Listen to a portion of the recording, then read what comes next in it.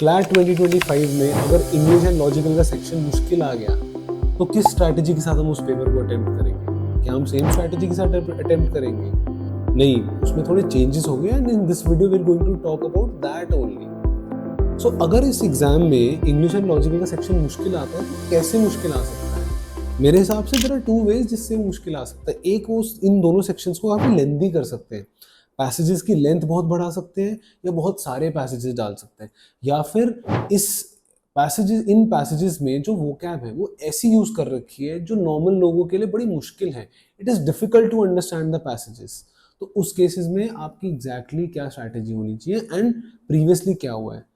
तो अगर मैं पिछले 5 साल के क्लैट के पेपर्स को एनालाइज करता हूँ आफ्टर 2020, मतलब जब से मैं इस पैटर्न से पैसेज बेस्ड पैटर्न पे पेपर बना था, तो कभी भी पेपर इंग्लिश लॉजिकल का बहुत ज्यादा डिफिकल्ट नहीं आया, बल्कि 2021 में तो इट वाज सो सिंपल कि पीपल वर, अच्छे स्टूडेंट्स जो अच्छे रैंक लाए थे सही स्ट्रैटेजी के साथ, they were able to solve more than 50 questions out of 60 very easily और कम टाइम में। बट 2022 में कई सारे लोग जो कि इंग्लिश सेक्शन से स्टार्ट करते हैं अपना paper, they found it very difficult because English section में थोड़ा सा लेंदी एंड उसकी वजह से उनका पेपर थोड़ा सा गड़बड़ हो गया था। तो you can not have your normal strategy जिससे आप वर्क करते हो। जैसे I see a lot of people, they just start with one particular section in CLAT का paper. That is not how you should do it. अगर थोड़ा सा हटके स्ट्रैटेजी से आया तो इस केस में imagine English and logical is difficult, तो I would recommend do not start with English logical, because अगर आप स्टार्ट करते हो तो आप इस सिनेरियो को इमेजिन करो कि दोनों मुश्किल आए, तो उस हिसाब से ideally you will take minimum 1 hour to complete these 2 sections. आपको टाइम भी ज्यादा लगा, plus accuracy will also go down because these are difficult. आप कॉन्फिडेंस के साथ ये नहीं बोल पाओगे कि हाँ मेरे इतने क्वेश्चन सही हो गए। तो अगर टोटल ये दोनों ऑलमोस्ट 50 मार्क्स के हैं, you will not be able to say with confidence कि मेरे 40 क्वेश्चंस करेक्ट हो गए। तो in that case it does not make sense to start with these 2 sections. On the other hand, आपने पेपर में देखा होगा जब भी आप कोई ऐसी डिफिकल्ट चीज से पेपर स्टार्ट करते हो, कोई डिफिकल्ट क्वेश्चन सॉल्व करते हो, क्वेश्चन नहीं हो पाया आपसे, यू गेट अ हैंगओवर। मतलब I should not use that term, but you get that hangover कि यार मेरे से नहीं हो रहा, मेरा कॉन्फिडेंस अफेक्ट हुआ। और जब कॉन्फिडेंस अफेक्ट होता है, paper just goes down hill. कितने लोगों ने नोटिस किया है? आप बताना मेरे को कमेंट सेक्शन में इफ यू नोटिस दैट।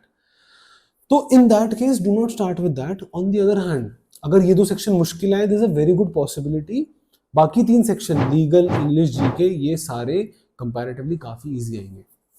अगर इजी आते हैं तो मेरी स्ट्रैटेजी रहेगी, try to start with either maths और जीके, उनमें से एक को कंप्लीट करना और उसके बाद लीगल को करना, एंड फिर लीगल के बाद देन डू आइदर मैथ्स और जीके जो आपने नहीं कहा। इमेजिन आप you start with maths, easy है, आपकी आराम से 15 मिनट में हो जाएगी अगर इजी आई, क्योंकि इंग्लिश लॉजिकल इसमें मुश्किल है।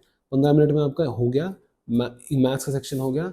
देन लीगल भी अगर इजी आई है, बिकॉज पूरा पेपर अगर डिफिकल्ट है that's a different thing.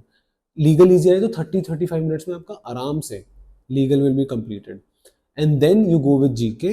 GK आपका 7 से 8 मिनट में हो जाएगा। तो विद इन एन आवर बहुत आराम से आपके 3 सेक्शन कंप्लीट हो गए and they are of almost 70 marks. अगर आप देखो, ऑलमोस्ट 12 मार्क्स की मैथ्स, 32 मार्क्स की आपकी लीगल, एंड ऑलमोस्ट 25 से 28 मार्क्स की जीके, तो almost 70 marks is done. And इसमें से ये सिंपल है तो there is a chance you have easily scored 55 to 60 marks in 1 hour. Now you are moving on to the मुश्किल सेक्शन। अब क्योंकि आपका कॉन्फिडेंस हाई है, आप बहुत इजीली उसको भी क्लियर कर सकते हो, उसमें बहुत अच्छा स्कोर ला सकते हो।